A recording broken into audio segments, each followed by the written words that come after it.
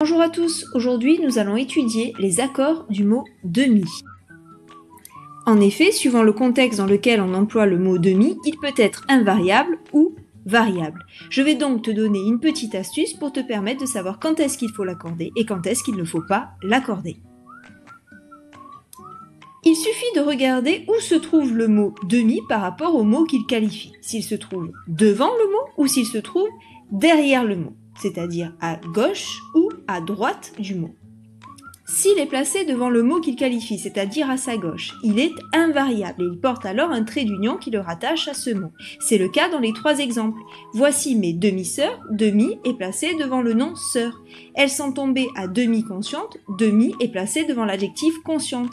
J'ai passé une demi-heure à lire, demi est placé devant le nom heure. Comme dans ces trois exemples, demi est placé devant les mots qu'il qualifie, il est donc à chaque fois invariable.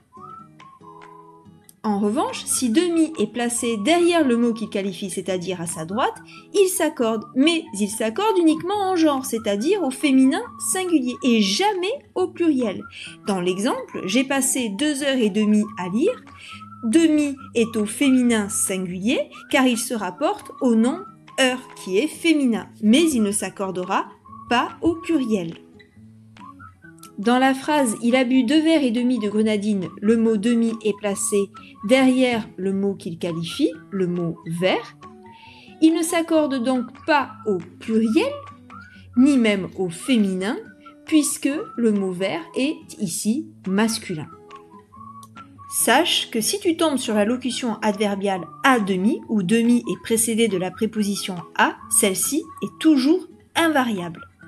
Par exemple, la brioche à demi entamée est sur la table. Sache également que le mot demi peut être employé comme un nom. Il est précédé dans ce cas d'un déterminant. Au masculin, le mot demi a plusieurs sens. Il peut désigner la moitié d'une quantité, un grand verre de bière ou un joueur de rugby ou de football placé entre les avants et les arrières. S'il est féminin, il peut désigner la moitié d'une heure. Évidemment, si demi est employé comme nom précédé d'un déterminant, il s'accorde en genre et en nombre comme tous les noms. Ainsi, au masculin, avant nous, un demi et un demi font 2 demi au pluriel. Je prendrai 2 demi, c'est-à-dire 2 verres de bière pour me désaltérer, 2 demi est au pluriel. Voici les demi de mêlée pour désigner les rugbyman ou les footballeurs, et bien ici, demi est également au pluriel. Au féminin, votre rendez-vous est à la demi, cette fois-ci, on l'accorde au féminin IE.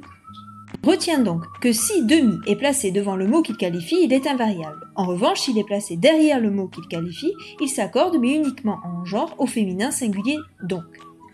Si jamais tu rencontres la locution adverbiale à demi, celle-ci est toujours invariable. Enfin, si demi est employé comme un nom, il s'accorde en genre et en nombre comme tous les noms.